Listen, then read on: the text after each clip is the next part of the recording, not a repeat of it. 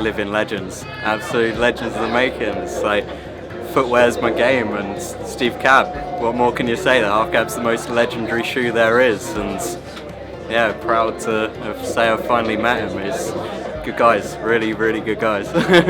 Childhood heroes. It's been a day coming, it's been amazing. It's been a big bonus for him. Big Power fan, big Vans fan. Amazing. What do you reckon? Cool. Gonna remember this day forever. Brilliant. Well worth the trip. 6-hour round trip.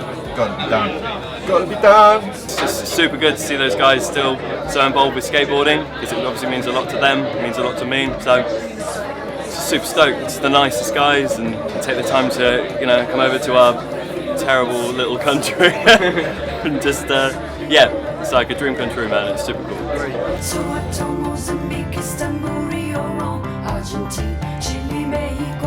Well, what I was skating at the time before the half cab was made was the full cab shoe, and that shoe was produced in 1989. And I just saw this little trend going on where a bunch of people were cutting the shoe in half and kind of duct taping the top and putting stickers, and some people even went as far as sewing them together.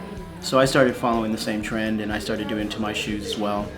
And about after the third pair, I just got sick and tired of doing that. And I had an idea in my head. It's just, why don't we just make them that way? I gave Vans a call and I said, hey, seems like the trend's kind of going where people want a lower top shoe, and maybe we can offer that to them. And since it's going to be cut in half, maybe we can call it the half cab. And came up with a logo design. I tried to find a shot of me doing the half cab trick on a vert ramp, and then have that as a silhouette incorporated with the logo. And 20 years later, we're sitting here talking about it.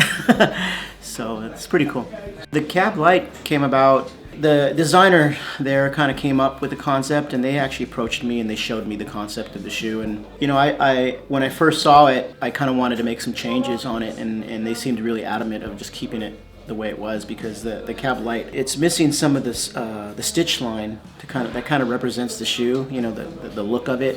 And I was wanting to have that incorporated with it. So we kind of went back and forth on it, and then finally we resolved that issue with just naming it a different shoe. You know, we kind of looked at the shoe, and it's kind of a lighter version, and we just kind of came up with the idea of saying, like, well, why don't we just call it the Cab Lite? It's kind of mixing the old with the new, and kind of progressing, you know, the evolution of the shoe. And you know, who knows, it may take off, it may not, you know, but at least we're trying to do something different. And we're still always, even if the Cab Lite doesn't take off, we still got the half cab that we can mess around with and do different colorways. And the one thing I think that makes the half cab unique is the fact that we've collaborated with so many different artists and different designers and skate shops across the world, that it's really cool that we have that association with, you know, our culture and our industry. So I think that's what makes it special.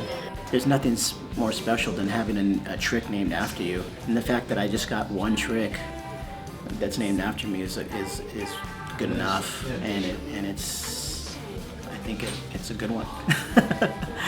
Instead of like trying to come up with all these different tricks, we would try to take one trick and try to perform it the best we can. And the way that you can perform a trick the best you can is to either go longer or higher, and not just settle with just performing the trick and then on to the next. So in that sense, that's where you develop style, you know, and that's what separates a lot of skaters, is when you see skaters taking a trick and pushing it to the next level.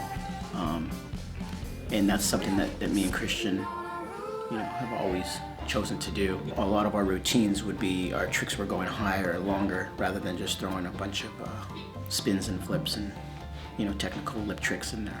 But it's pretty cool that you guys have been here, or Slam City has been here for so many years, and you're still supporting the scene. People are still supporting your shop, and like, I've been to the shop a few times over the years, you know. So it's cool to see it's still here, still in the same spot, still thriving within the industry, and being associated with the companies that I ride for.